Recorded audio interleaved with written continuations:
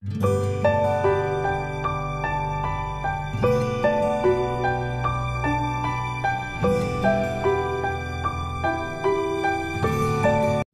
everyone, a very good morning you all. I welcome you all again in our next class. Students, let's continue our chapter number 3 and the name of our chapter number 3 is the Northern Plain. Before starting any new topic, let's do a quick recap of our previous video. So here is the recap. A plain is a large flat area of fertile land. Students, plain को हम हिंदी में मैदानी भाग बोलते हैं। तो ये मैदान क्या होते हैं? It is a large area, ठीक है, ये एक बहुत बड़ा एरिया होता है और फ्लैट होता है। It is a large flat area, ये एक बहुत बड़ा लार्ज और फ्लैट एरिया होता है। किसका? फर्टाइल लैंड का, जहाँ की जो जमीन होती है वो फर्टाइल या उपजाऊ होती है। Okay, next is the northern part of India is flat and fertile. Students, उत्तर भारत का यानी हमारा जो भारत है उसका जो उत्तरी पोर्शन है वहां पर एक बहुत बड़ा भाग फ्लैट भी है और फर्टाइल भी है। इसे हम नॉर्दर्न प्लेन के नाम से जानते हैं। Okay, next is it extend from the Punjab to Assam. ये जो हमारा नॉर्दर्न प्लेन है भारत का, ये पंजाब से लेकर के आसाम तक फैला हुआ है। Okay, Ganga, Sutlej and Brahmaputra are the main rivers of northern plains. Northern plain से होकर बहने वाली 3 मुख्य नदियां हैं, गंगा, सतलुज और river Brahmaputra. Okay, plains are fertile due to the deposits of alluvium. Students, ये प्लेन एरिया इतने फर्टाइल क्यों होते हैं? ये इतने फर्टाइल इसलिए होते हैं, फर्टाइल का मतलब उपजाऊ, ये इतने उपजाऊ इसलिए होते हैं क्योंकि यहाँ से बहने वाली जो नदियां हैं वो अपने साथ ढेर सारा एलुवियम बहा कर लाती है और यहाँ पर वो प्लेन एरिया में जैसे ही पहुंचती है ये सारा एलुवियम प्लेन एरिया में गिरा देती है या प्लेन एरिया में छोड़ती हुई आगे बढ़ जाती हैं। ठीक है, अगर हम नॉर्मली कहें तो ये जितना भी प्लेन एरिया होता है ये इसी एलुवियम से बना होता है। दैट्स वाई ये एरिया बहुत ही फर्टाइल होता है। ओके, और यहाँ पर एग्रीकल्चर बहुत ही अच्छी होती है। Next is fine clay silts and gravel is called alluvium. Now what is alluvium? ये जो एलुवियम होता है इसमें क्ले होती है, सिल्ट्स होती है और ग्रेवल होते हैं। जब नदियां बहती हैं, नदियां कहाँ से ओरिजिनेट होती है? Majority of the rivers are originated from the mountains. अधिकतर नदियां माउंटेन से ओरिजिनेट होती हैं। ठीक है, जब वहां से ओरिजिनेट होती है और वो अपनी जर्नी शुरू करती है तो वो अपने साथ ढेर सारा सिल्ट, मड और ढेर सारे ग्रेवल, ये सारी चीजें बहा कर लाती है और जैसे ही वो प्लेन एरिया में पहुंचती है ये सारी चीजें वहां पर डिपॉजिट कर देती हैं। तो ये जो सिल्ट है, मड है, क्ले है, सॉइल है, सैंड है, इन्हीं को हम एक नाम में एलुवियम बोलते हैं। Okay, the area gets water by river called its basin. Students, किसी भी नदी के किनारे का जो एरिया होता है जहां पर वाटर की जो अवेलेबिलिटी होती है वो उस रिवर के द्वारा पूरी की जाती है। ठीक है, वहां पर वाटर की जितनी भी नीड होती है वो उस नदी के पानी के द्वारा पूरी होती है, तो उसे हम उसका बसिन या उस रिवर की घाटी कहते हैं। Tributaries are the small rivers. Students, tributaries छोटी नदियां होती है, इसे हम हिंदी में सहायक नदियां बोलते हैं। ठीक है, ये जो ट्रिब्यूटरीज होती हैं ये किसी बड़ी नदी से निकलती हैं और आगे चल के किसी लार्ज वाटर बॉडी में जाके मिक्सअप हो जाती हैं।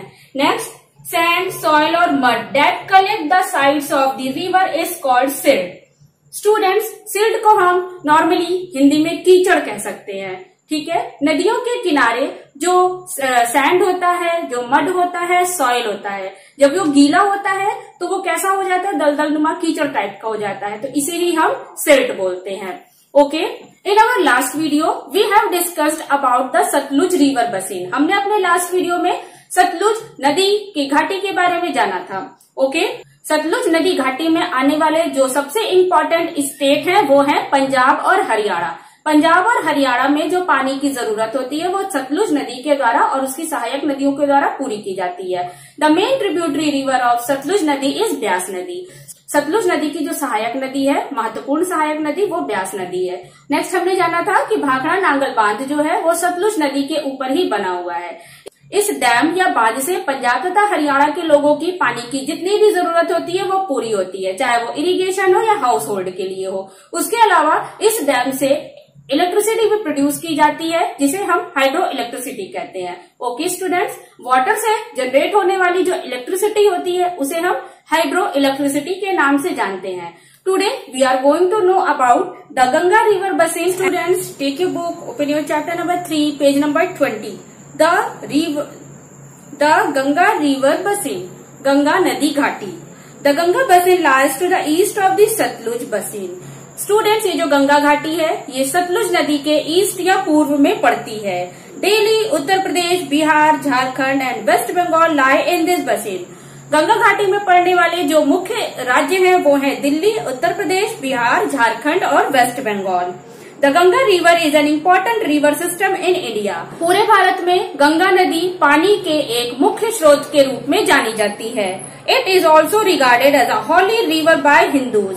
हिंदू धर्म में गंगा नदी की एक अलग ही मान्यता है और लोग इसे पवित्र नदी के रूप में पूजते हैं और जानते हैं. It originates from the Gangotri glaciers. Students, ये जो रिवर गंगा है ये हिमालय के गंगोत्री ग्लेशियर से ओरिजिनेट होती है या उत्पन्न होती है. The Yamuna is the main tributary of river Ganga. Yamuna नदी गंगा नदी की मुख्य सहायक नदी के रूप में जानी जाती है. It is born from a glacier called Yamunotri. और ये जो यमुना नदी है ये हिमालय के यमुनोत्री ग्लेशियर से उत्पन्न होती है. It joins the Ganga at Prayagraj. ये जो यमुना नदी है ये गंगा नदी से प्रयागराज में आकर मिलती है. The place where they meet is called Sangam. और वो स्थान जहाँ पर गंगा और यमुना नदी आपस में मिलती हैं उसे हम संगम के नाम से जानते हैं. Other tributaries like the Ghagra, Gomti, Gandak and the Kosi also originate in the Himalayas and join the Ganga basin. Students, Yamuna नदी के अलावा गंगा नदी की जो अन्य सहायक नदियां हैं वो हैं घाघरा, गोमती, गंडक और कोसी. ठीक है, ये सारी नदियां भी हिमालय से ओरिजिनेट होती हैं और आकर गंगा नदी में मिल जाती हैं. River like Chambal, Betwa and Son also join the Ganga from the southern sides. और दक्षिण भाग की तरफ से आने वाली चंबल, सोन और बेतवा नदियां भी आकर गंगा नदी में ही मिल जाती हैं. The Ganga enters the plain at Haridwar in Uttarakhand and flows through Uttarakhand, Uttar Pradesh, Bihar and West Bengal. Students, ये जो गंगा नदी है ये जब हिमालय में ओरिजिनेट होती है तो हिमालय से जब ये चलती है तो मैदानी भागों में ये सबसे पहले उत्तराखंड जो कि हरिद्वार में है वहां पर पहुंचती हैं. इसके बाद उत्तराखंड, उत्तर प्रदेश, बिहार और वेस्ट बंगाल से होती हुई इसकी जर्नी या यात्रा तय होती है. ओके, सो गंगा नदी घाटी के बारे में हमने क्या क्या जाना. सबसे पहले हमने ये पढ़ा कि ये जो गंगा नदी है ये सतलुज नदी के कहाँ है. सतलुज नदी के ये ईस्ट में है. ठीक है, ये जो गंगा नदी है ये सतलुज नदी के ईस्ट में है. ठीक है, ये कहाँ से ओरिजिनेट होती है. It originate from the which glacier. Gangotri glacier. Okay, ये गंगोत्री ग्लेशियर से ओरिजिनेट होती है. स्टूडेंट्स, गंगा नदी को जो हिंदू हैं उसे क्या मानते हैं. हॉली रिवर मानते हैं. हॉली का मतलब पवित्र नदी. ठीक है, जो हिंदू धर्म है उसमें गंगा नदी को एक बहुत ही पवित्र नदी के रूप में जाना जाता है. आफ्टर दैट ये जो गंगा नदी है इसकी जो मेन ट्रिब्यूटरी है वो कौन सी है. मेन ट्रिब्यूटरी कौन सी है इसकी. दैट इज यमुना नदी. यमुना नदी किससे निकलती है. It originate from the Yamunotri glacier. ठीक है, और ये गंगा नदी से कहाँ आकर मिल जाती हैं. प्रयागराज में. और वो प्लेस जहां पर यमुना नदी और गंगा नदी आपस में मिलती हैं उसे हम क्या कहते हैं. संगम कहते हैं. Okay, so these are the important point of the Ganga basin. इसके बाद ये जो हमारी गंगा रिवर है जब ये हिमालय से निकलती है तो ये आगे कहाँ जाती है. ठीक है, अब हम इसकी जर्नी के बारे में जानेंगे. In the west Bengal the river is divided in two branches. Students, हमने जाना कि जो हमारी रिवर गंगा है वो हिमालय के गंगोत्री ग्लेशियर से ओरिजिनेट होती है. ठीक है, फिर ये अपनी जर्नी स्टार्ट करती है और सबसे पहले जब ये प्लेन एरिया में पहुंचती हैं तो ये सबसे पहले कहाँ पहुंचती हैं. उत्तराखंड में. ओके, ये पहला प्लेस है उत्तराखंड का जहां मैदानी भागों में गंगा नदी प्रवेश करती है. उसके बाद उत्तराखंड उत्तर प्रदेश से होते हुए बिहार पहुंचती है और बिहार के बाद ये वेस्ट बंगाल में पहुंचती है। वेस्ट बंगाल पहुंचती है, यहाँ से ये 2 ब्रांचेस में बट जाती है, यानी हमारी जो गंगा नदी है वो वेस्ट बंगाल जाकर के 2 भागों में बट जाती है। The first one is Hooghly. आगे चल के हम इसे हुगली रिवर के नाम से जानते हैं। इसकी एक ब्रांच को हम हुगली रिवर के नाम से जानते हैं और दूसरी ब्रांच को हम पद्मा रिवर के नाम से जानते हैं। ठीक है स्टूडेंट्स, ये जो हुगली रिवर है ये आगे चल के कोलकाता पहुंचती है। ठीक है, और ये जो हमारी पद्मा रिवर है that flows to the Bangladesh,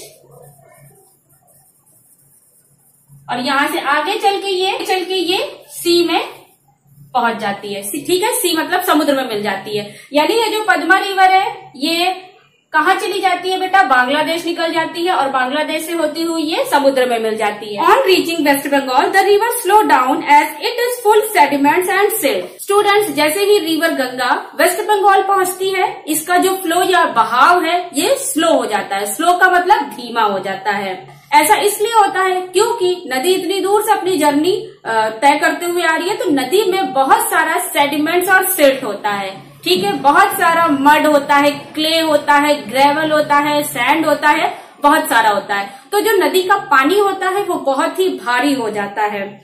it is so heavy that it starts depositing sediments. और स्टूडेंट्स, ये जो नदी होती है जब वो वेस्ट बंगाल पहुंचती है तो यहाँ पर इसका जो वाटर होता है वो बहुत ही क्या हो जाता है, हैवी हो जाता है ड्यू टू सेडिमेंट्स।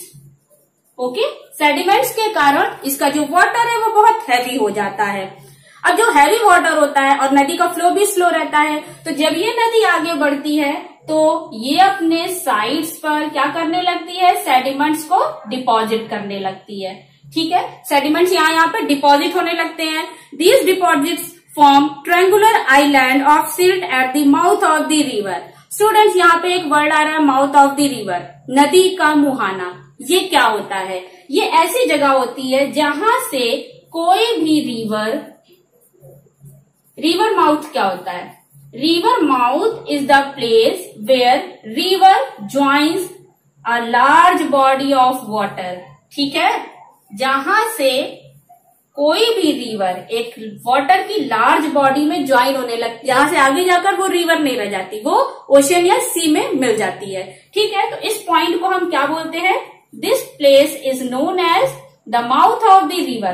तो यहीं पर जब ये नदी यहाँ पे गिरने लगती है लार्ज वाटर बॉडी में, तो ये सेडिमेंट्स इकट्ठा करने लगती है और ट्रायंगुलर शेप बनाने लगती है। ठीक है, कैसा शेप, ट्रायंगुलर शेप फॉर्म करने लगती है। ओके स्टूडेंट्स, ये जो ट्रायंगुलर शेप होता है इसे ही हम डेल्टा के नाम से जानते हैं। Okay, eventually many new streams are found. Students, जब ये नदी लार्ज वाटर बॉडी में गिरती है तो जब ये ट्रायंगुलर शेप फॉर्म करती है तो यहाँ से पानी होता हुआ गिरता है। ओके, इकट्ठा नदी यहाँ नहीं गिरती, यहाँ से होती हुई गिरती है, यहाँ से वाटर आता है, तो धीरे धीरे करके कई सारी स्ट्रीम्स बनने लगती है। स्ट्रीम्स का मतलब होता है कई सारे ऐसे रास्ते।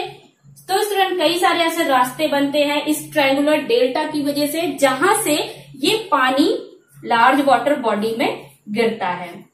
ये जो फॉर्म हुई न्यू स्ट्रीम्स है, ये नदियां जो छोटे छोटे स्ट्रीम्स में बदल गई हैं, इसे ही हम डिस्ट्रीब्यूटरीज कहते हैं।